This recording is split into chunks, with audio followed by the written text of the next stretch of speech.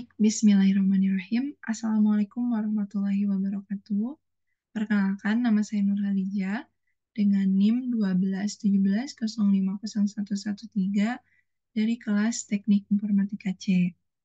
Oke, jadi di sini saya akan menjelaskan program milik orang lain, yaitu di sini miliknya Sri Fatsa Gola, Desa Raju Harsa Fardan, dan RVRS Mid Sales. Mohon maaf jika pengucapan namanya kurang tepat gitu. Oke, di sini pengembang membuat eh, program SARS Coronavirus Bioactivity Prediction. Oke, jadi di sini saya akan menjelaskan mengenai program SARS Coronavirus Bioactivity Prediction. Jadi sedikit membahas gitu tujuan dari program ini tuh untuk memprediksi atau mengklasifikasikan bioactivity molekul dengan menggunakan data IC50 pada target kita yaitu SARS coronavirus gitu. Nah, perlu dibahas juga bahwa dalam bidang bioinformatik sendiri kegunaannya tentu banyak banget gitu ya. Salah satunya itu membantu dalam memahami interaksi antara molekul-molekul dengan target kita yaitu SARS coronavirus. Nah, sedikit menyinggung juga gitu mengenai data IC50 atau misalnya molekul IC50 ini itu merupakan suatu parameter untuk mengukur seberapa efektif suatu senyawa dalam menghambat aktivitas suatu virus yaitu SARS coronavirus sendiri. Nah, di sini pengembang telah membagi menjadi 4 bagian yang akan saya jelaskan, maaf, satu persatu gitu ya. Nah, di bagian pertama yaitu data retrieval atau misalnya data pengembalian. Di sini telah mengimportkan library Pandas dengan nama alias PD. Terus di sini juga mengimportkan library new client pada mengimportkan new client pada library Scamble gitu. Nah, di mana library ini tuh digunakan untuk berinteraksi dengan database Scamble sendiri. Nah, terus selanjutnya di sini ada variabel target query. Di sini melakukan pencarian, di mana di sini tuh melakukan pencarian mengenai terkait coronavirus. Nah, makanya di sini adanya fungsi dari search. Nah, hasil dari pencarian nanti akan disimpan di variabel target query sendiri. Untuk selanjutnya, setelah melakukan pencarian mengenai target coronavirus sendiri, akan dilakukan konversi hasil pencarian menjadi database, menjadi pandas data frame. Nah, di sini targetnya variabel targets pada pandas atau aliasnya itu PD pada data frame. Nah, nanti akan melakukan konversi pada data frame berikut. Nah, ketika variabel target ini di run, maka akan muncul tampilan data sebagai berikut. Ada 7 data, 8, mohon maaf. Nah, untuk selanjutnya akan melakukan selecting the target. Akan melakukan pemilihan target yang berada di indeks ke-6. Nah, sebelumnya di sini ada catatan bahwa kita menggunakan data replicase polyprotein 1AB yang tadi udah disebutkan pemilihannya itu di indeks ke-6. Kalau kita lihat di data sebelumnya ya, indeks ke-6 itu benar kan frame name-nya yaitu replicase polyprotein 1AB.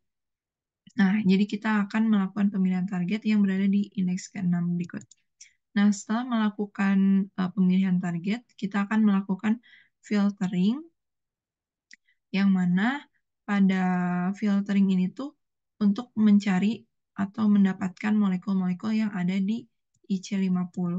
Nah, ketika nanti ada, akan disimpan di data frame dan akan dibuatkan data frame baru, yaitu di DF. Nah, ketika DF-nya di-run, dijalankan, maka akan muncul datanya sebagai berikut.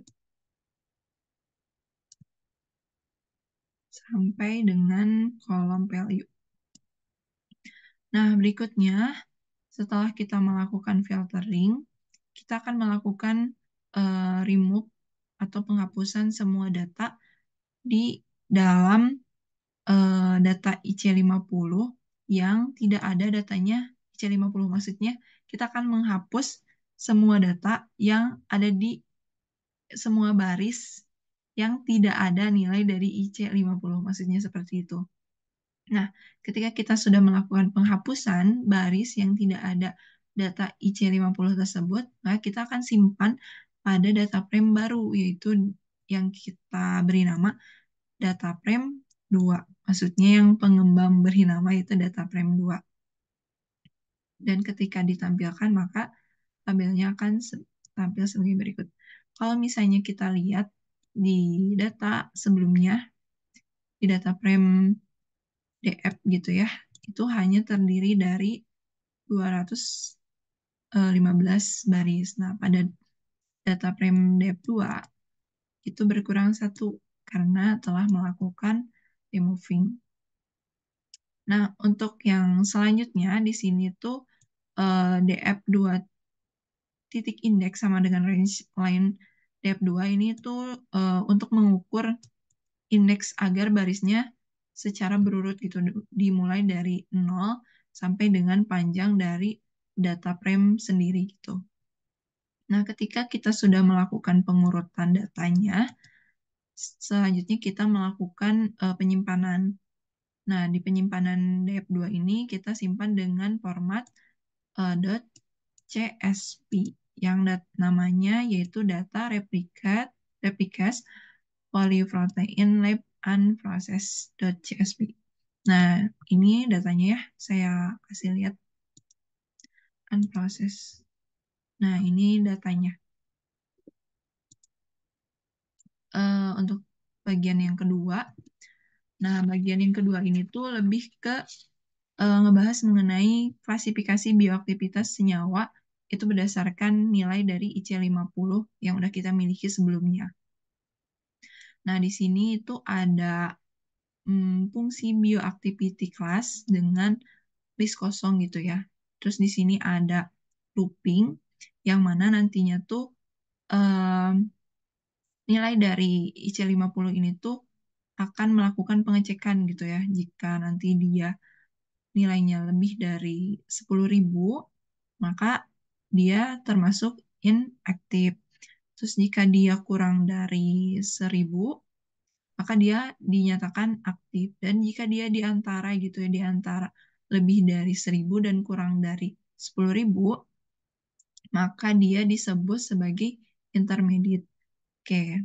Nah, untuk selanjutnya, hasil klasifikasi dari bioaktivitas itu tuh nanti bakalan digabung antara data DF2 dengan bioactivity class yang sebelumnya udah kita klasifikasi gitu ya. Terus di sini selection kita buat kolomnya yang nanti ada nama kolom sebagai berikut gitu ya, molekul sampai variabel.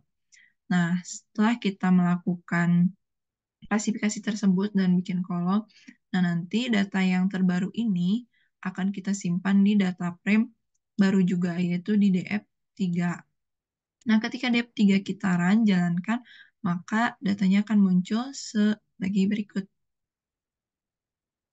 Nah, setelah itu kita akan lakukan hal yang sama, yaitu mengeset kembali atau menyimpan kembali data dari DF3 dengan nama yang berbeda, tapi dengan format yang sama, yaitu .csv. Kalau sebelumnya unprocessed, kalau sekarang namanya process.csv. Dan berikut tampilan dari data bagian kedua ini.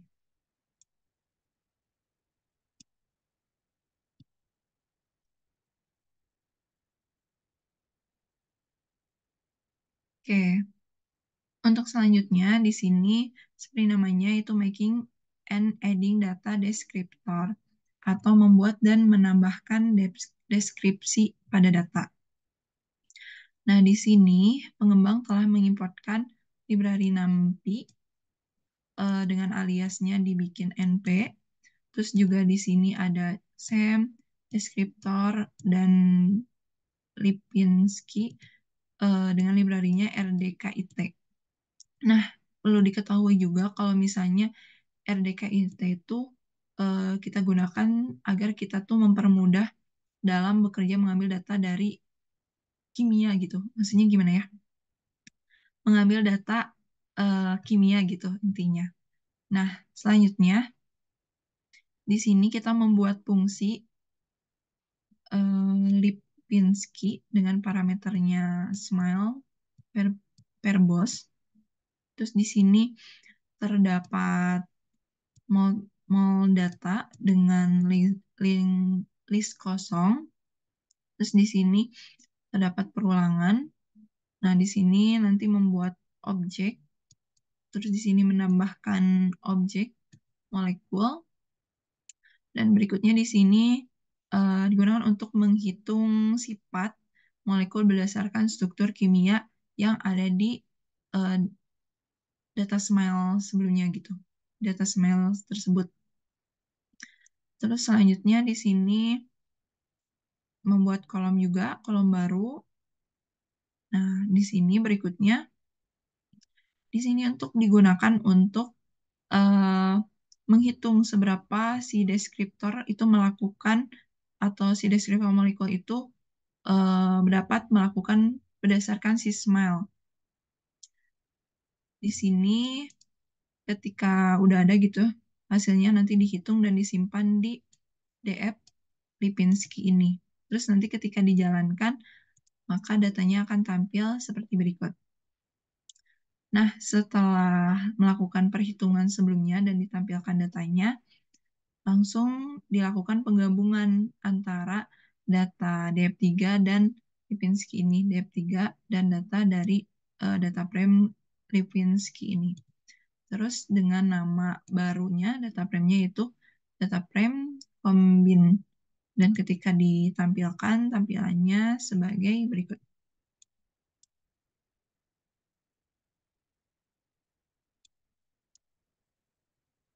Nah, untuk yang selanjutnya di sini itu membuat fungsi baru, yaitu fungsi PIC50 dengan parameternya input. Nah, di mana PIC50 ini is kosong gitu ya. Terus di sini ada perulangan juga. Di sini ada perulangan juga, yang mana nanti melakukan konversi juga dari yang sebelumnya NM menjadi M atau molar gitu ya. Terus selanjutnya di sini melakukan perbandingan juga yang nanti perubahan gitu ya, yang namanya sebelumnya di IC50 tuh dari standar value menjadi numerik gitu. Nah, hal ini tuh dilakukan untuk menghindari nilai IC50 yang nantinya tuh negatif gitu. Nah, terus selanjutnya di sini jika nilainya sudah dinormalisasi gitu ya, maka akan ditambahkan di di nilai ini. Jadi jika nilainya sekian, maka akan menjadi sekian gitu. Nah, terus selanjutnya di sini akan melakukan penyimpanan di data baru, di mana namanya yaitu di data frame normal mungkin ya dibacanya. Nah, ditampilkan datanya akan sebagai berikut.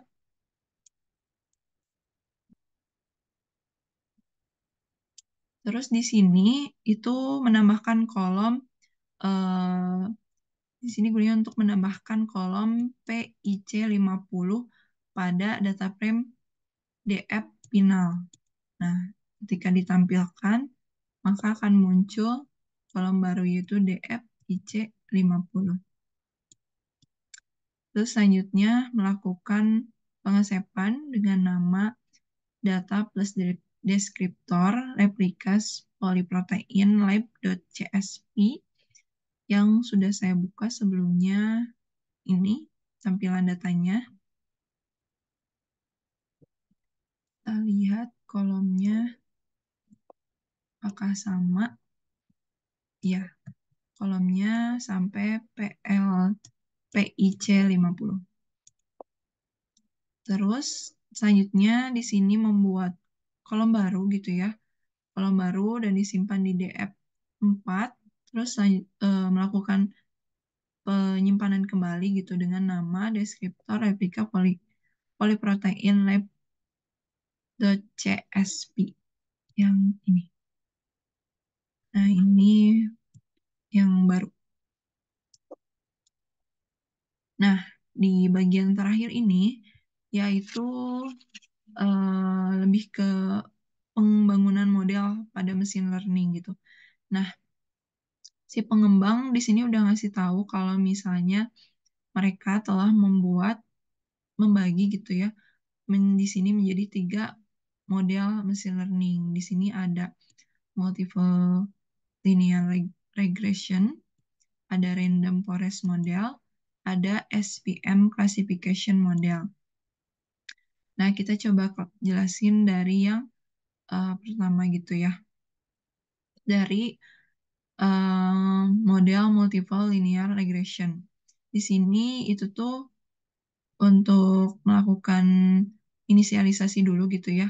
Dua variabel di sini ada R2 sum sama dengan I dengan nilainya sama-sama 0.